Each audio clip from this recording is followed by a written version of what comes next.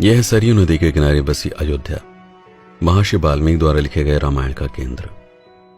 बालकांड के अनुसार श्री राम का जन्म भी यहीं पर हुआ और उत्तरकांड में गुप्तार घाट पर जल समाधि लेने के साथ ही उनका समापन भी। गुप्तार घाट 19वीं सदी में अयोध्या के राजा दर्शन सिंह द्वारा बनवाया गया मंदिर आज भी घाट पर मौजूद है। यह जगह अयोध्या से 10 किलोमीटर दूर पश्चिम की ओर फैजाबाद छावनी में स्थित है।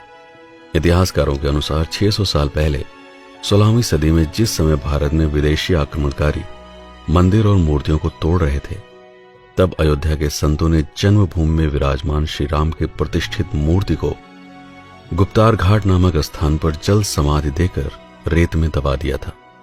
बाद में यही प्रतिमा रानी कुंवरी गणेश ओरछा लेकर गई और वहां स्थापित कर गए राजा राम मंदिर का निर्माण करवाया। इसीलिए आज भी ओरछा को बुंदेलखंड की अयोध्या कहकर पुकारा जाता है।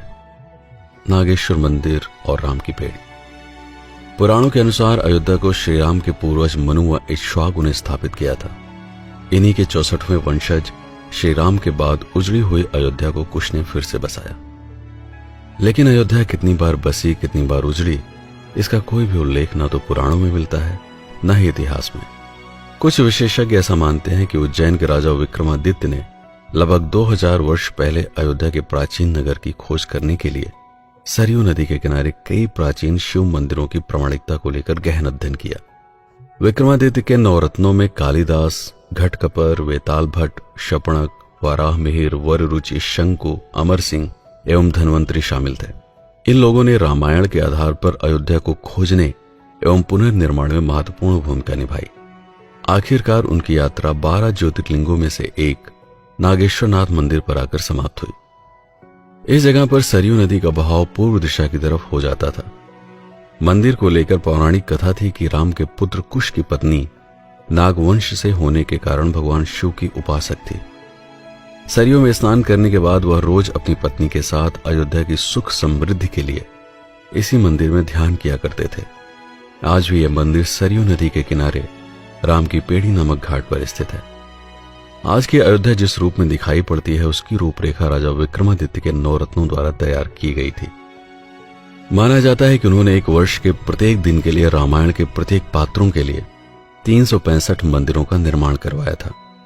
इसमें वराह मिहिर का ग्रह नक्षत्रों की स्थिति के आधार पर अयोध्या को वास्तु शास्त्र के सर्वथा अनुकूल बसाने में गहरा चिंतन था।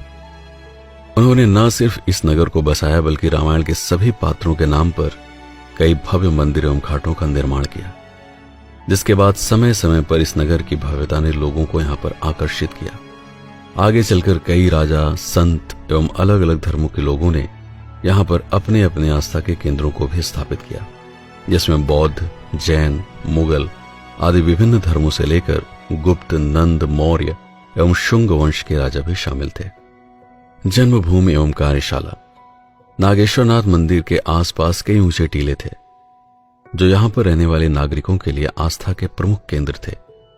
सबसे प्रसिद्ध टीला था राम टीला, जिस पर काफी प्राचीन बने भवनों के अवशेष थे। स्थानीय लोगों के अनुसार यहां दशरथ की सबसे बड़ी पत्नी कौशल्या का भी महल था। इसी महल में श्री राम का जन्म हुआ। पुराने अवशेषों को फिर से जीवंत करने के लिए विक्रमादित्य ने इसी टीले के चारों तरफ एक विशाल कोट का निर्माण करवाया और तब से इसे श्री राम जन्मभूमि रामकोट के नाम से जाना गया। हजारों वर्षों तक चले बाहरी आक्रमणकारियों ने अयोध्या को जीतने के लिए हमेशा इसी कोट को निशाना बनाया। कोट के भीतर बने राम मंदिर को सबसे अधिक क्षति पहुंचाई मुगल शासक बाबर के सेनापति मीर बांकी ने। उसने कई मंदिरों को तुड़वाकर उसके मलबों से बाबरी मस्जिद का निर्माण करवाया। तब से न जाने कितने राजाओं ने राम जन्मभूमि पर अधिकार करने के लिए कई युद्ध किए, अपने प्राण त्यागे। कई कार सेवक बाबरी मस्जिद को ध्वस्त करते हुए पुलिस द्वारा चलाई गई गोलियों से शहीद हुए। आज भी अयोध्या के कार सेवकपुरम में राम मंदिर का वह ढांचा रखा है, जिसको साकार होता देखने के लिए समय समय पर सैकड़ों लोगों ने बलिदान दिए। आखिरकार एक लंबे विवाद के बाद डॉक्टर बेदीलाल की खनन रिपोर्ट को ध्यान में रखते हुए सुप्रीम कोर्ट के 5 जजों की बेंच ने सर्वसम्मति से 9 नवंबर 2019 को श्री राम मंदिर के निर्माण का ऐतिहासिक फैसला सुनाया, जिसके बाद श्री राम जन्मभूमि न्यास नामक स्थान पर मंदिर निर्माण के लिए कार्यशाला बनाई गई। अयोध्या में आने वाले पर्यटक यहां आकर राम मंदिर निर्माण के कार्य के साक्षी बन सकते हैं। हनुमानगढ़ी। दूसरा था हनुमान टीला, जिसके बारे में कहा जाता था कि श्री राम ने जल समाधि से पहले हनुमान को अयोध्या की रखवाली की जिम्मेदारी देते हुए इसी टीले पर बने महल में रहने का आदेश दिया। यह इतना ऊंचा टीला है कि यहां से आप पूरी अयोध्या को देख सकते हैं। राजा विक्रमादित्य ने यहां पर भी एक दृढ़ कोट का निर्माण किया, लेकिन 17वीं शताब्दी आते आते ये कोट भी बाहरी आक्रमणकारियों एवं काल की मार से खंडार हो गया। 1740 में अवध के नवाब शुजाउद्दौला के बीमार बेटे की जान बचाकर निर्वाणी अखाड़ा के शिष्य अभय राम ने हनुमान कोट में एक भव्य मंदिर के निर्माण की इच्छा व्यक्त की। नवाब के आदेश पर 52 बीघा जमीन मंदिर को उपलब्ध कराई गई। लाला सीताराम के द्वारा लिखी गई किताब अयोध्या का इतिहास नामक पुस्तक के अनुसार 1775-76 के आसपास अगले नवाब अशफुद्दौला के मंत्री टिकैत राय ने हनुमानगढ़ी नामक मंदिर के निर्माण का आखिरी कार्य संपन्न करवाया। श्री राम जन्मभूमि के बाद अयोध्या में आने वाले पर्यटकों के लिए यह सबसे अधिक आकर्षण एवं श्रद्धा का केंद्र है। लक्ष्मण टीला। तीसरा था लक्ष्मण टीला। विक्रमादित्य को यहां भी खंडार हो चुके महल के अवशेष प्राप्त हुए। यह ऐसा स्थान था जहां से अयोध्या के पश्चिमी छोर पर दूर तक नजर रखी जा सकती थी। मान्यता थी कि यहां श्री राम ने लक्ष्मण जी के लिए एक किले का निर्माण करवाया था, जिस पर रहते हुए ऊंचाई से ही पश्चिम से आने वाले शत्रुओं की जानकारी मिल सके। आज यह किला एक नए स्वरूप में सरयू नदी के किनारे मौजूद है, जहां से नदी के विस्तार को भली भांति देखा जा सकता है। विक्रमादित्य से लेकर आज तक ये टीला लगभग 2000 साल का परिवर्तन अपने भीतर समेटे अडिग खड़ा है। धर्मशास्त्री ऐसा मानते हैं कि लक्ष्मण ने गोमती नदी के किनारे एक नया नगर बसाया था, जो लक्ष्मणपुरा के नाम से पुराणों में मिलता है। विशेषज्ञों के अनुसार आज का लखनऊ ही पौराणिक काल का लक्ष्मणपुरा हो सकता है। यहां भी लक्ष्मण टीला नामक एक जगह है, जिसे आजकल टीले वाली मस्जिद के नाम से जाना जाता है। मणि पर्वत। चौथा टीला था मणि पर्वत, जिसके बारे में मान्यता है कि राम और सीता सावन के महीने में चारों तरफ फैली हरियाली को देखने के लिए और साथ में झूला झूलने के लिए यहां आते थे। आज भी सावन के महीने में स्थानीय लोग यहां आकर श्री राम और माता सीता की मूर्तियों को झूला झुलाकर उस परंपरा का पालन करते हैं। विक्रमादित्य ने इस टीले पर भी एक मंदिर का निर्माण करके इसको पुनः जीवंत किया। भारतीय पुरातत्व विभाग के अनुसार महात्मा बुद्ध ने अयोध्या में 6 वर्ष इसी मणि पर्वत पर बिताकर अपने शिष्यों को बौद्ध धर्म का उपदेश दिया। सम्राट अशोक के द्वारा बनवाया गया एक स्तूप आज भी यहां मौजूद है।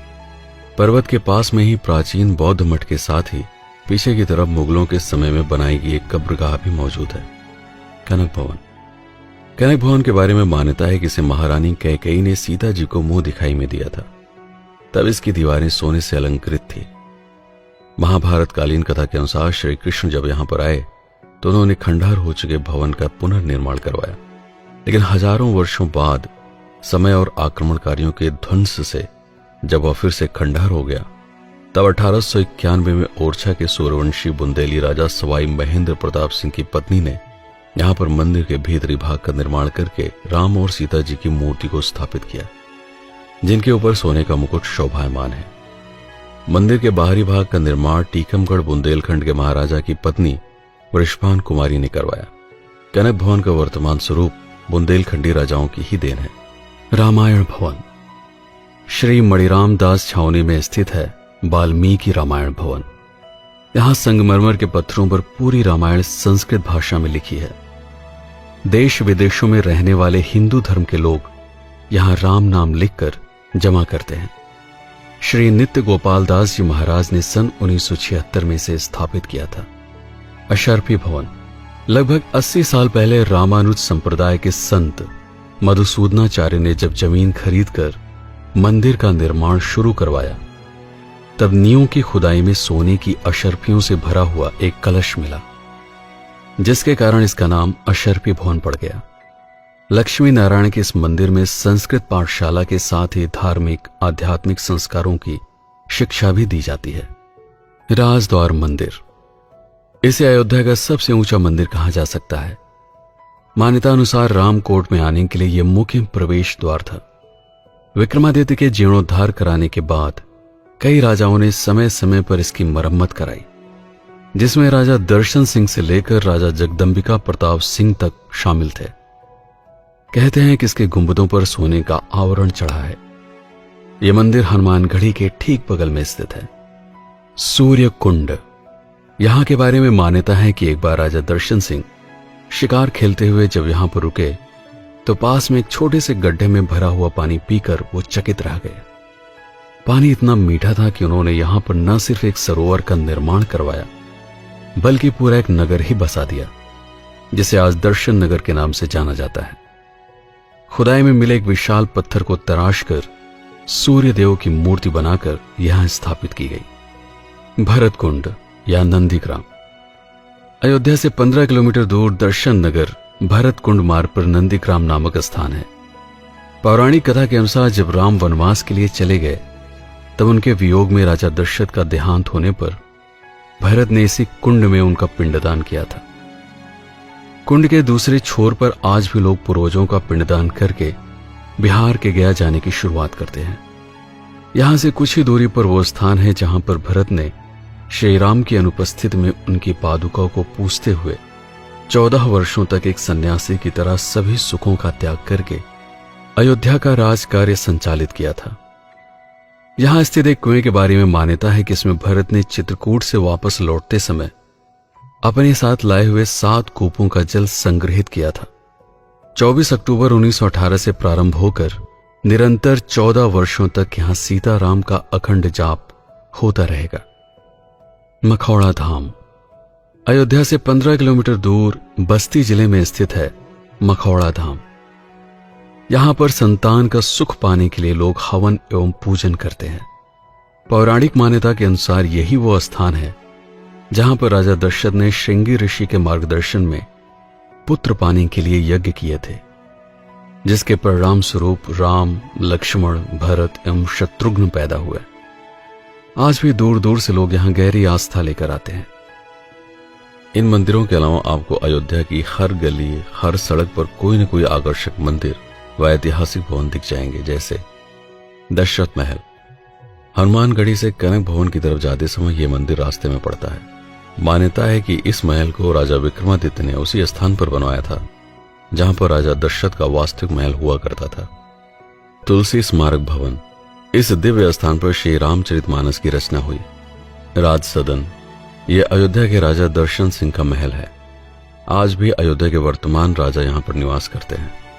सुग्रीव टीला। श्री राम ने सुग्रीव के लिए यह किला बनवाया था। रत्न सिंहासन।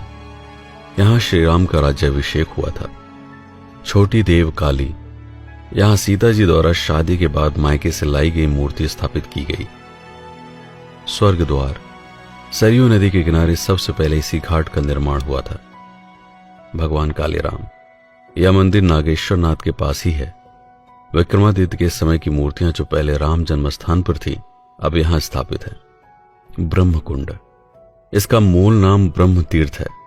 गुरु नानक देव जगन्नाथपुरी जाते समय अयोध्या के इसी स्थान पर ठहरे थे। गुरु गोविंद सिंह का भी इधर आगमन हुआ था। इसके अलावा नल नील टीला, अंगद टीला, कुबेर टीला आदि भी पौराणिक स्थान है। इनके अतिरिक्त अयोध्या में सरयू नदी पर कई घाट हैं। कुछ घाटों के नाम श्री राम व उनके परिवार के सदस्यों के नाम पर हैं, जैसे राम घाट, कौशल्या घाट, सुमित्रा घाट, कैकेयी घाट, लक्ष्मण घाट, जानकी घाट। इसके अलावा राजघाट, अहिल्याबाई घाट, चक्र तीर्थ घाट, गुप्तार घाट, विष्णुहरि घाट, प्रहलाद घाट, नागेश्वरनाथ घाट, वासुदेव घाट, पाप मोचन घाट, स्वर्ग द्वार घाट, नया घाट आदि। अयोध्या में लगभग 31 कुंड या सरोवर हैं, जैसे राम सरोवर या राम तीर्थ, दशरथ कुंड, भरत, लक्ष्मण, शत्रुघ्न, सीता, मांडवी, हनुमान, सुग्रीव, विभीषण, राधा, रुक्मणी व सूर्य कुंड आदि। यहाँ प्रमुख 7 अखाड़े हैं: निर्वाणी, खाकी, दिगंबर, निर्मोही, संतोषी, निरालंबी, महानिर्वाणी अखाड़ा, रघुनाथ दास जी की छावनी एवं बाबा रामदास जी की गद्दी।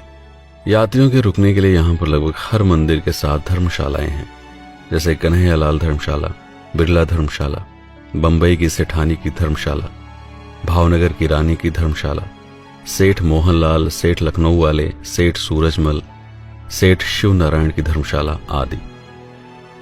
यहां पर यात्रियों के रुकने के लिए उचित व्यवस्था होती है। अयोध्या धाम में पूरे वर्ष ही पर्व उत्सव मनाए जाते हैं, साथ ही कई मेले भी लगते हैं। जैसे रामनवमी, रामानुज जयंती, जानकी जन्मोत्सव, सरयू जयंती, रथ यात्रा, तुलसी जयंती, गुप्तार घाट का मेला, रक्षाबंधन, रामलीला, भरत मिलाप, हनुमान जयंती, कार्तिक पूर्णिमा, श्री राम विवाह, महाशिवरात्रि आदि। इतनी जानकारियों को समेटने के बाद भी संभव है अभी बहुत सारी चीजें छूट गई हों। वीडियो को देखने के बाद अगर कुछ और महत्वपूर्ण स्थान छूट गए हों तो कृपया कमेंट में जरूर बताइएगा। भविष्य में जब कभी भी इसका अगला संस्करण प्रकाशित होगा तो उसमें उन सभी को भी शामिल किया जाएगा। वीडियो अगर उपयोगी लगा हो तो लाइक करना मत भूलिएगा। मैं हूं पीके सिंह और आप देख रहे हैं प्रतापगढ़ हब। इस वीडियो पर अपना समय बिताने के लिए आपका बहुत बहुत धन्यवाद।